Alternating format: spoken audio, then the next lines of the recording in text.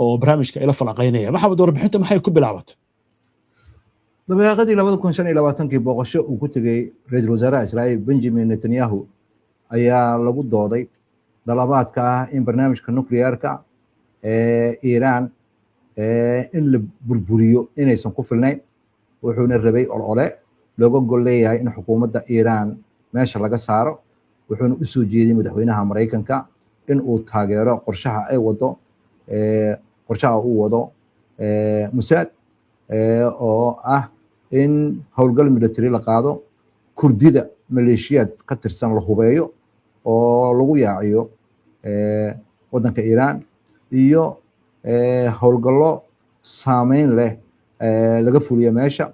oo suuragal ah in hogaamiyihii hore ama madaxweynihii hore ee wadanka Iiraan Maxamuud Ahmadinejad lagu bedelo maamulka hadda jira. madaxa ciidamada sirta Israa'iil David Bane ayaa kulankaasi ku galay fogaan arag, waxa uuna gacan ka geystay sidii madaxweyne Trump looga dhaadhicin lahaa in xukuumadda Iiraan xukunka laga tuuro inay suuragal tahay. si kastoo ay tahay, Trump dadkii la talinayay ee sarsareeyey mas-uuliyiintii sare ee la taliyaasha u ahaa Trump ayaa arrintaasi la dhacsanayn. madaxweyne ku-xigeenka JD Vance ayaa isaga laftirkiisa shak ka muujiyey. xogayaha arrimaha dibadda ee wadanka Mareykanka Marco Rubio ayaa asna ku gacan saaray hindisahaasi. madaxii ciidamada sirta ama agaasimihii ciidamada sirta John Ratcliffe ayaa u tixgelinayay arrinta kurdida inay tahay wax aanan maskaxda geli karayn. Trump ugu dambeyntii waxa uu kusoo gabagabeeyey in xukuumadda Iiraan in xukunka laga tuuro aynan ahayn mas-uuliyad dowladda Mareykanka saaran. hase ahaatee, ciidanka sirta militariga ee Israa'iil ayaa ayaga lafirkooda shaki weyn ka muujinaya qorshahan ay Mossad wadaan. qiimeynta ay mas-uuliyiinta sarsare sameeyeen ee laga dooday ayaa noqotay in fursadda ay ku burburayso xukuumadda ay Iiraan leedahay inay aad u yar tahay, howlgal koobanna in aynan keeni karaynin in isbeddel siyaasadeed uu wadanka Iiraan ku yimaado.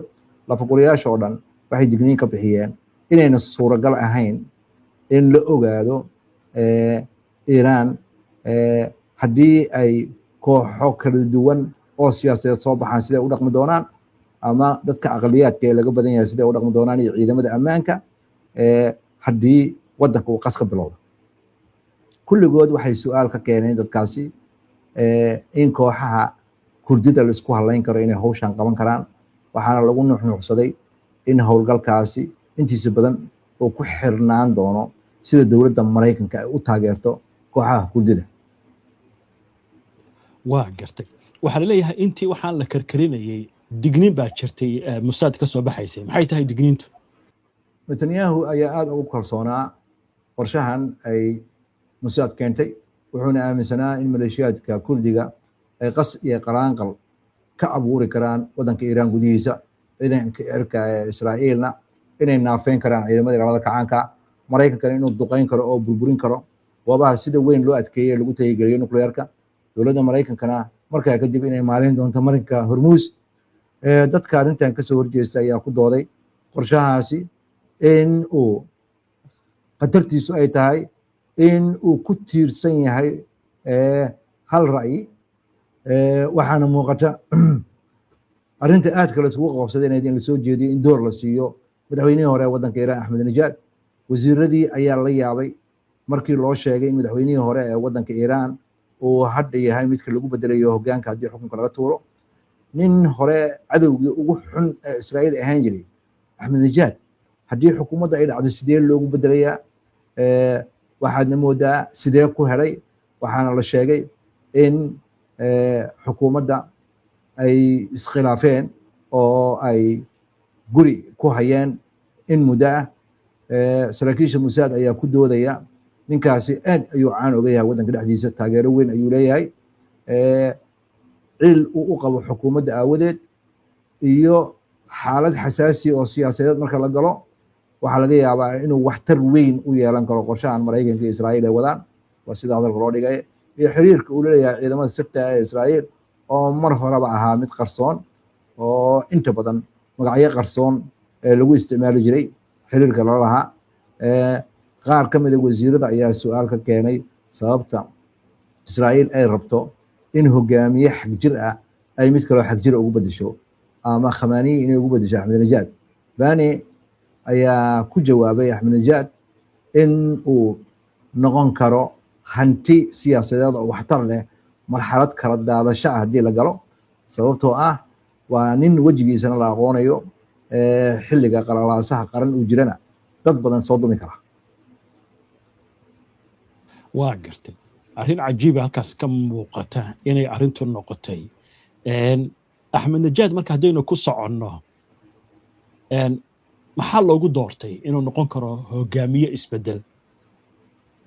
dabeeqadii February markii diyaargarowgii la dhamaystiray Netanyahu ayaa ku dhaqaaqay hawshan isagoo aanan dadkii go'aanka la qaadan lahaa ee guddiga ahaa ka qaybgelin, wuxuuna u tixgeliyey howlgalka in uu yahay mid ay tahay inuu asaga ku dhaqaaqo isagoona cidna la tashan ama ra'iisul wasaarayaashii hore ama ciidankii sirta ee hore dadka madaxda u ahaan jiray iyo xubno ka tirsan baarlamaanka. dadka arrintan kasoo horjeestay ayaa mar dambe ku dooday go'aankaasi wuxuu ahaa mid uu Netanyahu keligiis qaatay, halka saraakiishii kale ay shaki ka muujiyeen qorshaha in ay u badan tahay inuu dhinacisoobayo. 3 maalmood inta aanan weerarka la qaadin ka hor ayaa dood weyn ay dilaacday. Bani ayaa sheegay in qorshahaasi in uu guuleystaa ay ku xiran tahay in la qaarijiyo hogaamiyaha ruuxiga waddanka Iiraan Ali Khamenei. hase haatee abaanduulaha ciidamada qalabka sida waddanka Iiraan ee waddanka Israa'iil Eyal Zamir ayaa ka hor yimid arrintaasi dilka ah oo sheegay cid damaanad qaadi karta ma jirto, yiri in xukuumaddan lagu bedelo hal weerar oo aan la hubin in uu meelmar noqon karo in wax lagu qaarijiyo. Netanyahu ayaa ku adkaystay in howlgalkaasi siduu yahay loo fuliyo.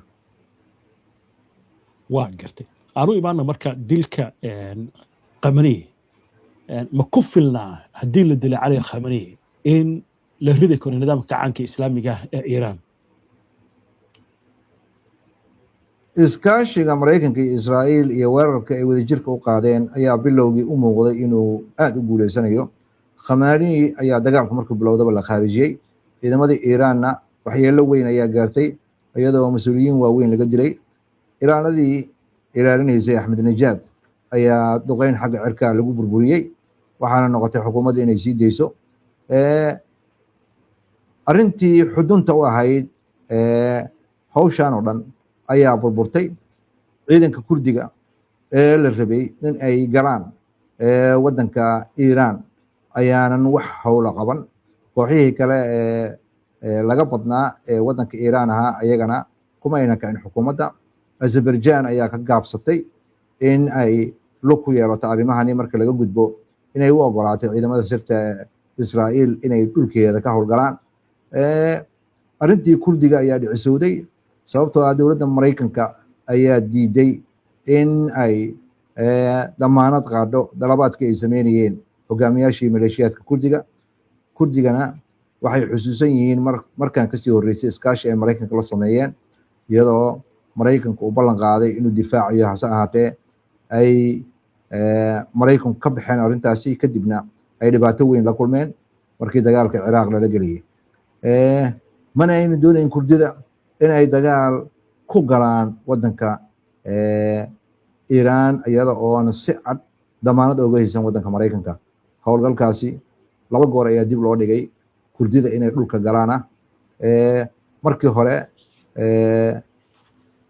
dib u dhac waxa uu ku yimid ciidanka cirka Israa'iil ayaa diyaar garoobi waayey. markii labaadna waqtigii la qorsheeyey ama taariikhdii la qabtay oo ciidanka cirku ay diyaar garoobaan, Kurdiga ciidamadiisa ayaa diiday in ay galaan waddanka Iiraan. Trump ayaa si cad u sheegay inuunan doonayn dagaalyahanada Kurdiga ay galaan waddanka Iiraan. arrintaasna waxay soo afjartay qorshihii Mossad arrintii xudunta u ahayd oo ah in ciidan luga iyo maleeshiyad luga oo Kurdiya waddanka gudihiisa la geliyo. way marka su'aasha laakiin waxa weeye maxay Kurdidu uga baqeen inay galaan gudaha Iiraan? Bani ayaa mar dambe ku eedeeyey cadaadis ka yimid waddanka Turkiga ayaa sababay arrintaasi oo ka hor imaanayay fariimihii Maraykanka. Wuxuuna ku dooday madaxweynaha Turkiga Tayyip Erdogan ayaa ka dalbay madaxweynaha Maraykanka inuunan taageerin tallaabo ay Kurdigu qayb uga noqonayaan dagaalka, maxaa yeelay haddii howlgalkaasi uu guuleysto Iiraan gudihiisa ah waxay dhiiri gelinaysaa Kurdida Turkida inay ayaga lafkooda hubka qaataan ay kacaan. Bani ayaa sidoo kale sheegay Trump ayaa ugu baaqay shacabka reer Iiraan in ay guryahooda joogaan intii uu dagaalku socday, taasna waxay yareysatay in kacdoon weyn uu bilowdo. dadka arrimahan ka soo horjeeda ayaa ku gacan seeray sharaxaadaasi. Madaxii hore ee ciidamada sirta ee Israa'iil ayaa ku doodaya cadaadiska Turkiga ayaa marmarsiyo laga dhiganayaa howlgalkan ciidanka Maraykanka.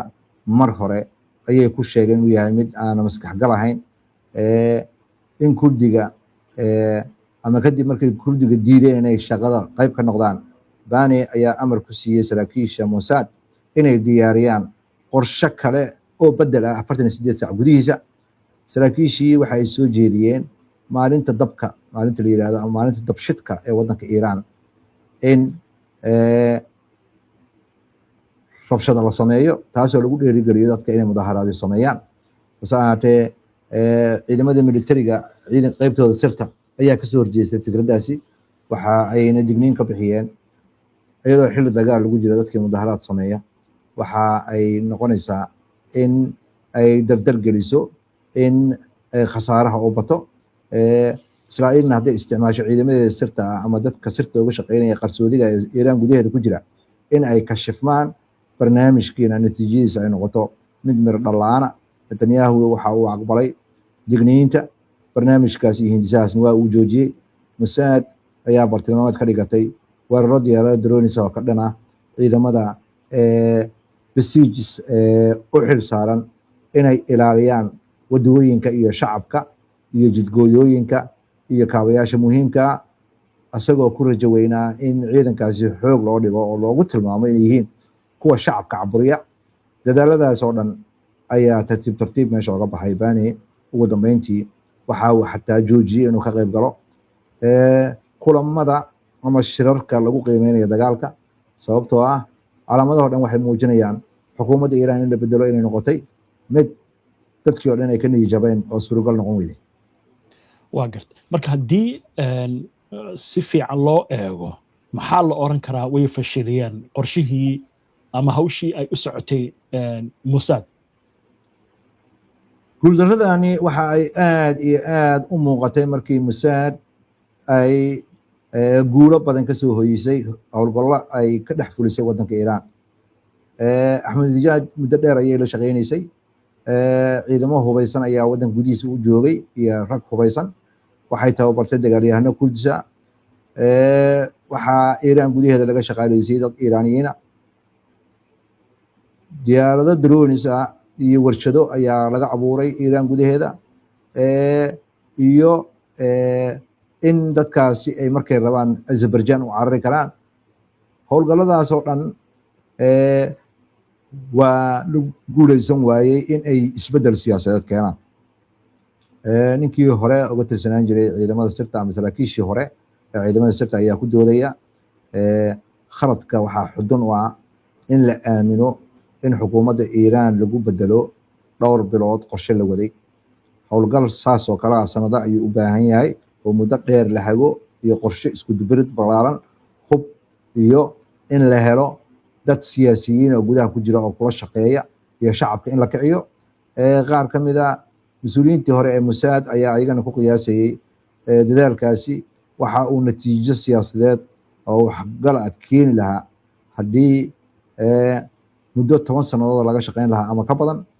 Wax kastoo dhaca qorshahani waxaa daciifiyey waxa weeye qorshihii la abuuray. Tallaabo kasta oo la qaadana waxay ku xirnayd midka kale.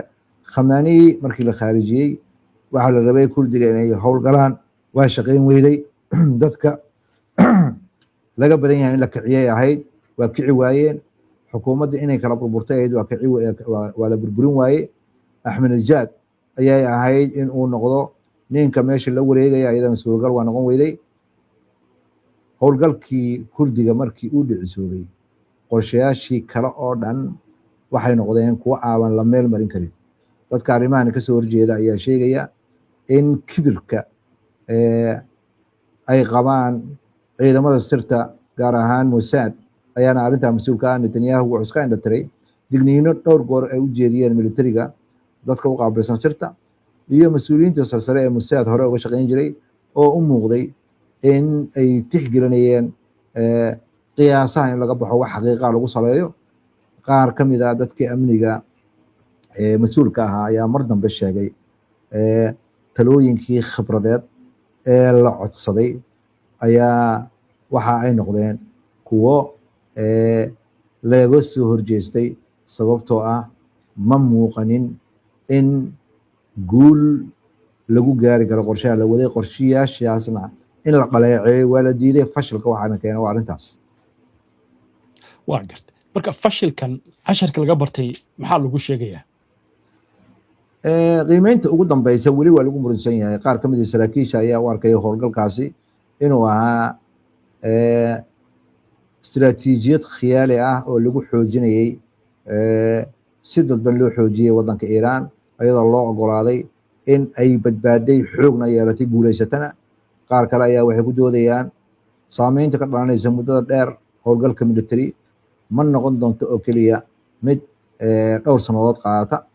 Bane ayaa lagu warramay inuu weli aaminsan yahay in xukuumadda Iiraan ay burburi karto muddo inta u dhaxaysa 1 sano ilaa 3 sano, laakiin wuxuu hoosta ka xariiqayaa mustaqbalka heshiisyada ay dowladda Mareykanka iyo Iiraan ay ka shaqeynayaan iyo cunaqabatayn haddii la isku lamaaniyo iyo lacagaha Iiraan loo sii deynayo iyo waxaas oo dhan haddii la farageliyo in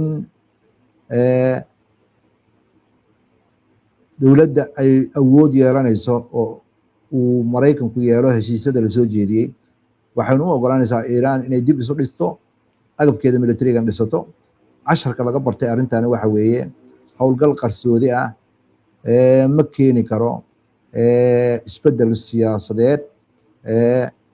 Israa'iilna waa dili kartaa hogaamiyaal, waa burburin kartaa kaabayaal, waa kicin kartaa maleeshiyaad hubeysan, laakiin waxaynan abuuri karin waxa weeye xukuumadda ay rido inaynan ku bedeli karin xukuumad kale.